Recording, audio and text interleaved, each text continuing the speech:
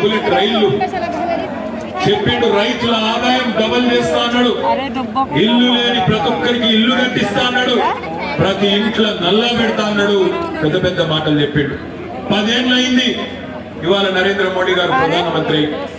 10 ఏళ్ళు ప్రధానమంత్రిగా పనిచేసిన తర్వాత ఏ నాయకుడైనా ఏం చేయాలో మళ్ళా ఓట్లకు వచ్చినాడు.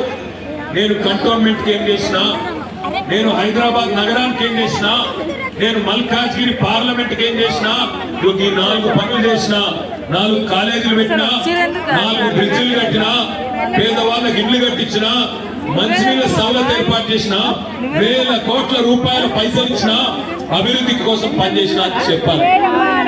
ఇవాళ ఇక్కడికి వస్తున్న ఈటెల రాజేందర్ గారు బీజేపీ అభ్యర్థి, అడగండి మీరు, ఆయన వచ్చినాడు, ఎందుకు వేయాలి ఓటు బీజేపీకి అని అడగాలి. ఈ 10 ఏళ్లలో నరేంద్ర మోడీ ప్రధానమంత్రి అయినాక రూపాయి పని చేసిండా కంటోన్మెంట్ కు అనే ఆలోచన మీరు కూడా చేయాలి. మీకు యాదికుండాలి, 10 ఏళ్లలో ఈ కంటోన్మెంట్ లో ఉండే రక్షణ శాఖ భూములలో, డిఫెన్స్ వాళ్ళ భూములలో ఉండే మా పేదలకు పట్టాలు ఇవ్వాలని చెప్పి నేను స్వయంగా కాగితాలు పట్టుకొని 50 సార్లు పోయిన కేంద్ర ప్రభుత్వం దగ్గరికి.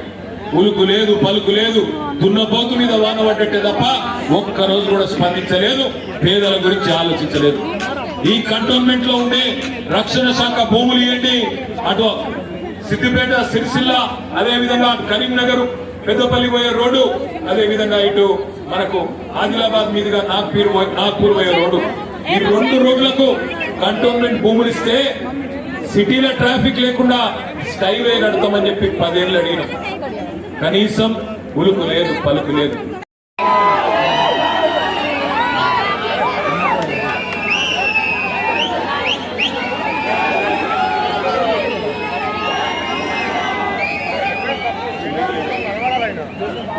జై తెలంగాణ. అందరు బాగున్నారా? అందరు బాగున్నారా?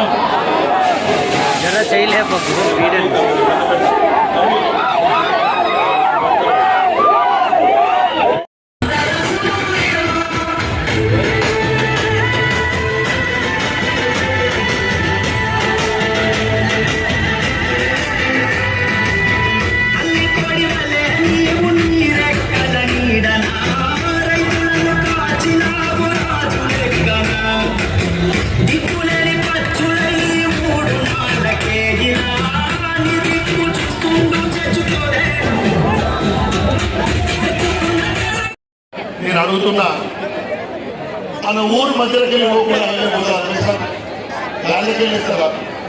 రైల్వే స్టేషన్ కట్టకుండా రైలు వైజాగ్ నుంచి బెంగళూరు, హైదరాబాద్ ఒకటి వస్తాయా?